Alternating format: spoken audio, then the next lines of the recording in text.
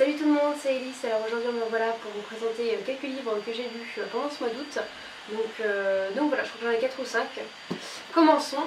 Le premier dont je vous ai parlé il me semble dans ma dernière vidéo, c'est Vicious de Lily Schwab. J'aime beaucoup ce qu'elle fait. J'ai lu quasiment tous ses livres. Et celui-ci du coup ça fait vraiment longtemps que je voulais me le procurer et que je voulais voir ce que j'en pensais parce que j'avais entendu vraiment des bonnes choses à propos de ce livre. Voilà, c'est maintenant chose faite. Alors j'ai apprécié ce livre mais j'ai pas trouvé ça fantastique. Donc voilà, j'étais un petit peu déçue parce que on est vraiment à quelque chose d'assez grandiose. Voilà, moi j'adore la trilogie Shade of Magic de Victoria Schwab et vraiment c'était l'un des plus gros coups de cœur de l'année dernière et du coup j'attendais vraiment de voir un petit peu ce qui allait se passer avec celui-ci. Et voilà, j'ai vraiment beaucoup aimé, mais j'ai pas non plus, désolée, il y a quelqu'un qui passe l'aspirateur dehors, donc on entend l'aspirateur, je sais pas si vous m'entendez très bien. Et du coup voilà, j'ai été un petit peu déçue, j'ai trouvé que c'était bien, hein, mais c'est juste que j'ai pas trouvé ça voilà, complètement fou, hors du commun. Donc voilà, donc ça parle de super-héros, ça parle de méchants, ça parle de deux meilleurs amis qui vont devenir plus ou moins deux meilleurs ennemis. Et voilà, donc comment est-ce qu'on acquiert des pouvoirs et ce genre de choses. Donc je vais pas vous dévoiler toute l'histoire, mais j'ai trouvé le concept vraiment intéressant en tout cas, l'histoire était vraiment bien. C'est les personnages où j'ai eu un peu plus de mal à m'accrocher. Je pense que ça fait aussi partie du fait que c'est pas un livre très long. Enfin, il m'a pas semblé très long en tout cas à lire, je crois que ça fait à peu près 200 pages.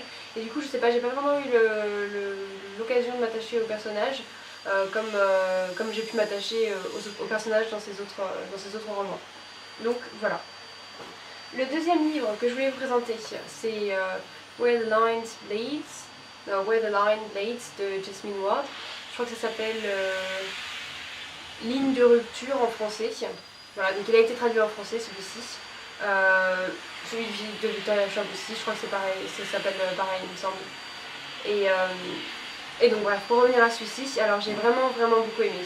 Donc pour ceux qui n'ont pas lu de Jasmine Ward, c'est une écriture assez particulière, elle a vraiment un talent assez fou cette auteure, je trouve, dans son écriture, c'est vraiment magnifique. Donc c'est-à-dire que voilà, moi j'ai lu, quand j'ai commencé le bouquin, j'ai lu les 2 premières pages et j'étais waouh.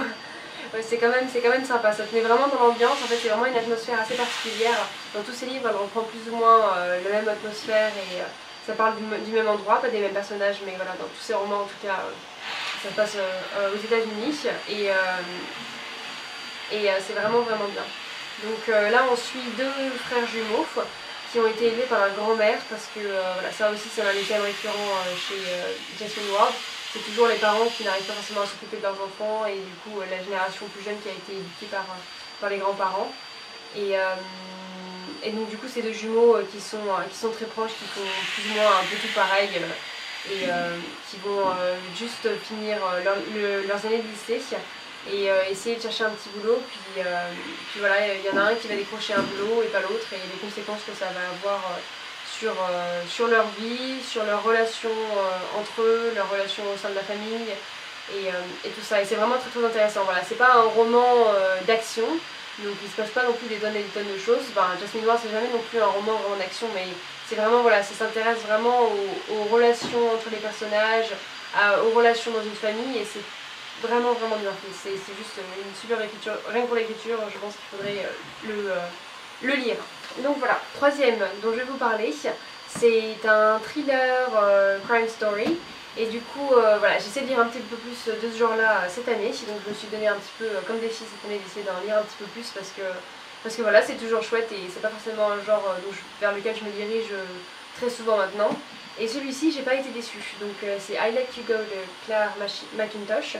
Donc c'était vraiment une belle découverte. Voilà, on me l'avait conseillé et du coup je me suis dit bon moi je vais essayer, je vais me laisser tenter, on va voir ce que ça donne. Il a l'air massif mais en fait c'est juste parce que je l'ai pris à la bibliothèque et c'est écrit en très gros, donc c'est pas si gros que ça au final. Donc la première partie de ce bouquin, j'ai failli laisser tomber. Je me suis dit ouais bon franchement là c'est un petit peu ennuyant, je vais peut-être juste un peu laisser tomber parce que franchement il n'y a rien de fou qui se passe. Mais je suis vraiment contente d'avoir continué, voilà. parce qu'en fait ce qui se passe dans ce bouquin c'est que il y a deux parties en fait. La première partie, c'était assez prévisible, les personnages étaient sympas mais bon pas non plus extraordinaires, l'histoire était sympa aussi mais bon je me disais bon voilà c'est un peu plan-plan quoi. Et du coup je savais qu'il y allait y avoir un retournement de situation parce que j'avais lu des trucs sur Goodreads forcément.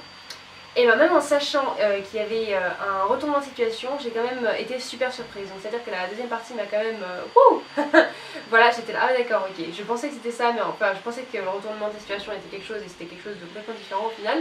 Donc j'ai été bien surprise, donc c'était génial. Donc voilà, je vous spoil pas en vous disant qu'il y a des twists et tout ça dans l'histoire. Mais c'est vraiment bien fait, ça parle aussi de sujets qui sont quand même assez importants je trouve, et dont on parle pas forcément beaucoup en règle générale. Et c'est voilà, vraiment bien fait, tout se met plus ou moins à la place. Dans la deuxième partie on comprend pourquoi ça s'est passé comme ça aussi dans la première partie. Et voilà, moi c'est quelque chose que j'ai vraiment beaucoup apprécié. Donc je suis vraiment contente d'avoir continué. Donc si jamais vous lisez et vous vous dites bon ouais là c'est un petit peu, voilà vous êtes à la page 40 et vous vous dites ouais c'est un petit peu lent, continuez parce que ça vaut vraiment le coup. Et voilà, ça vous donnera que plus de plaisir de lecture plus tard. Ensuite, le quatrième dont je voulais vous parler, c'est le troisième tome de The Wayfarers. Donc vous m'avez entendu parler, si vous suivez ma chaîne, vous m'avez entendu parler de ces livres depuis maintenant plus de 2 mois il me semble. Donc c'est le troisième tome qui est paru il me semble en juillet, donc Record of a Spaceborne Feud de Becky Chambers. Et voilà, donc j'attendais avec impatience parce que j'ai vraiment tellement aimé cette trilogie, c'était l'une de mes plus belles découvertes de cette année je pense. Et du coup je suis vraiment contente de l'avoir lu. Je crois que je l'ai pris à la bibliothèque et je crois que je suis la première qui l'a emprunté depuis qu'il a été acheté. Donc voilà, c'est une première, j'étais très contente. J'ai fait le baptême de ce livre de bibliothèque. Et donc voilà, donc je vais pas vous raconter non plus toute l'histoire de comment ça s'appelle, de cette trilogie. Mais ce qu'il faut savoir c'est que vous n'avez pas besoin d'avoir lu les 2 premiers pour lire celui-ci. C'est une trilogie mais c'est indépendant, c'est-à-dire que vous pouvez lire les livres, vous pouvez en lire un et ne pas lire les autres ou juste les lire dans l'ordre que vous voulez, ça n'a pas d'impact sur l'histoire. C'est le même monde mais pas les mêmes histoires, donc c'est des personnages différents à chaque fois. Et celui-ci il va se concentrer plutôt sur les humains en fait, donc ça se passe dans la galaxie qui est habitée, il y a pas mal d'espèces différentes, tout ça, et du coup dans un monde plus lointain que le nôtre. Et donc en fait ça s'intéresse plus aux humains qui ont quitté la Terre quand la Terre n'était plus habitable et qui sont partis chercher une planète quelque part sur leur vaisseau et qui des générations plus tard en fait certains d'entre eux vivent toujours sur le vaisseau. Et du coup ça s'intéresse à leur histoire et à comment est-ce qu'ils vivent là-bas et comment est-ce qu'ils sont vus dans la galaxie, tout ça. Donc j'ai trouvé ça vraiment génial. Je pense que c'est celui que j'ai le moins aimé de la trilogie, ce qui ne veut pas dire que je ne l'ai pas aimé. Mais voilà, j'ai beaucoup aimé, mais voilà, comme je disais dans ma vidéo anglaise que je viens de faire, pour ceux qui ne savent pas, voilà, du coup moi je vis en Australie, donc je fais des vidéos français-anglais, donc j'essaie de faire plus ou moins les mêmes choses et de parler plus ou moins des mêmes bouquins à chaque fois. Voilà, parce que je sais que ça peut intéresser des gens français ou qui parlent français de lire des livres plutôt anglais. Et voilà, c'est toujours bien. Et puis même si vous voulez pas les lire en anglais, il y a quand même pas mal de livres que je lis qui sont déjà traduits en français. Donc voilà, mais si vous voulez jeter un œil aux vidéos anglaises, allez-y. Bref, tout ça pour revenir au fait que les personnages, je me suis pas autant attachée à eux.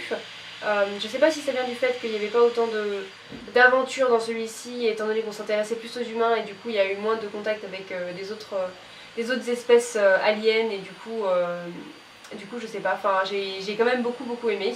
C'est vraiment, enfin ce qu'elle arrive à faire quand même Becky Chambers, c'est assez génialissime. Mais voilà, donc si vous voulez commencer par un livre de cette trilogie, peut-être ne commencez pas par celui-ci. Le premier c'est quand même celui que j'ai trouvé le plus drôle et c'est vraiment sympa pour commencer quoi. Donc voilà. Ensuite, dernier livre dont je vais vous parler aujourd'hui et que je suis en train de lire en ce moment. J'en suis qu'à la page 60 donc je ne suis pas non plus des tonnes pour l'instant, mais ça me plaît bien. C'est juste, alors ça s'appelle A Skin Full of Shadows de Frances Hardinge. Et j'avais lu The Light Tree, qui doit sûrement être l'arbre menteur ou un truc comme ça en français. Il me semble que ça a été traduit, hein, je suis pas certaine mais il me semble. Et du coup j'avais tellement aimé ce livre il y a 1 mois, 2 mois, que je m'étais dit bon, faut absolument que je lise d'autres livres de cet auteur. Et me voilà, voilà. Donc j'ai commencé celui-ci hier, il me semble, ou le jour d'avant, je sais plus. Et voilà, c'est assez effrayant, donc c'est à dire que hier j'étais en train de le lire au lit et je me suis dit oups là, peut-être que j'aurais pas dû faire ça parce que là ça me fout un petit peu les chocottes. Donc voilà, parce que ça parle de fantômes, d'esprits, ce genre de trucs. Moi il m'en faut peu, hein, voilà, pour me faire peur, hein, c'est pas très compliqué. Donc voilà, mais en tout cas je sais pas vraiment comment vous le décrire pour l'instant parce que j'en ai pas lu des tonnes.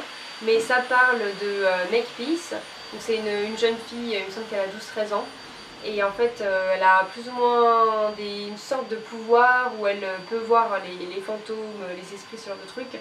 Sauf qu'elle ne sait pas encore trop comment ça marche et du coup elle va en apprendre un petit peu plus au fur et à mesure que les aventures arrivent. Voilà. Donc comme je le disais, c'est assez dark, hein. Enfin, c'est un peu le thème chez Frances Hardinge. Je pense que voilà, en général c'est assez dark ce qu'elle fait, donc ouh, il y a un truc dans l'air, ça me picote le nez. Donc voilà, donc j'ai hâte de voir où ça va mener. C'est quand même assez long, je crois qu'il fait à peu près un peu plus de 400 pages, donc il me reste encore pas mal de lecture sur celui-ci. Donc je pense que ça va être mon dernier livre du mois d'août. Comme d'habitude, n'hésitez pas à me dire ce que vous avez lu pendant ce mois d'août, ça m'intéresse. Voilà, je sais qu'il y a pas mal d'entre vous qui sont en vacances du coup, donc ça veut dire soit plus de lecture parce que du coup on a plus de temps, ou soit moins de lecture parce que voilà, c'est l'été et on fait d'autres trucs. Et aussi si vous avez lu ces livres là ou si vous avez envie de les lire, n'hésitez pas à me dire tout ça en commentaire aussi. Et je vous retrouve très bientôt pour une nouvelle vidéo. Salut!